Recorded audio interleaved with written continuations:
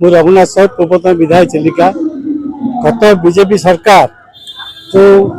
Election time में जो प्रतिनिधि देता चाषी चाषियों संपूर्ण तार क्षति बुझे जहाद्वारा कि आज सारा ओडिशा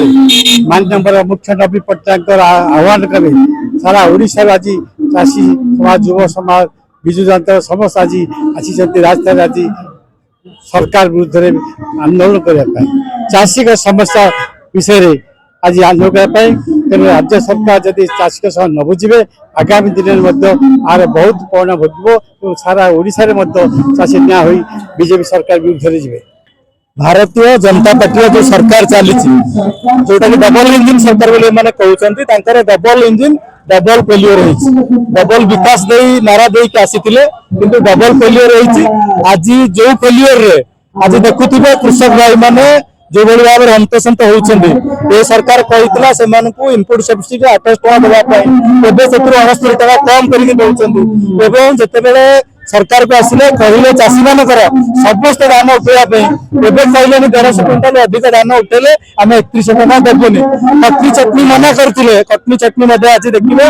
8 किलो 10 किलो कटनी चटनी होती तेणु निश्चित भाव में कृषक मान जो भाई भाव में मारणा नीति सरकार अपनाई विरुद्ध में विजु जनता दल आम प्रिय नेता विरोधी दल नेता नवीन बाबूंकर नेतृत्व में निर्देश क्रमे आज हजार हजार संख्यार आज जोटा कि राजधानी आज देखुवे जनसमागम होती कृषक भाई मैंने आसी विगत दिन मानक विभिन्न जिलार सदर महकुमार कार्यक्रम कराई तेणु जिते बड़े कृषक भाई माने मारे बस पेटर मात देते विजु जनता दल से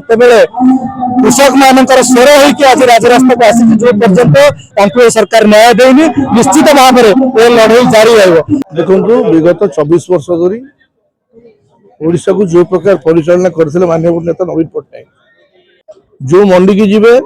जो मिल को जीवे सब जगह बट्टी एवं परसेंटेज है खोला खोली चलती चाषी जी अन्नदाता से राजरास्ता ठिया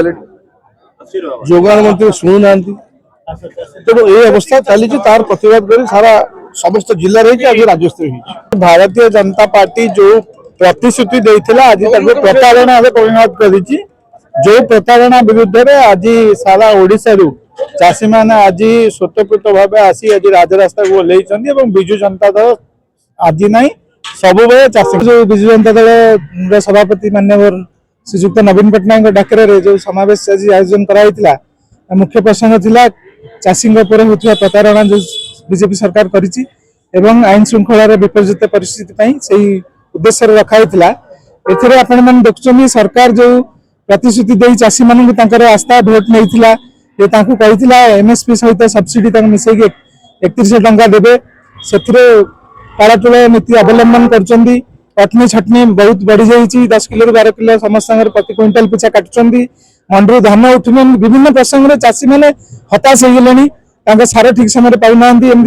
बहुत माने मंडी धान उठुनी चाषी मैंने चाष कर 3 मास मंडी में बस बाकी 8 मास 9 मास यही परिस्थिति रे विजु जनता दल एटा हृदयंगम करके चाषी स्वर उठाई नारी निर्यातना हो शिशु प्रति जो विभिन्न प्रकार शिशु बलात्कार होची सब जिनस होची से सब प्रतिवाद भी विजु जनता दल बारंबार उठाई आसी आज से प्रतिवाद को रखी विजु जनता दल सार स्वर उठी।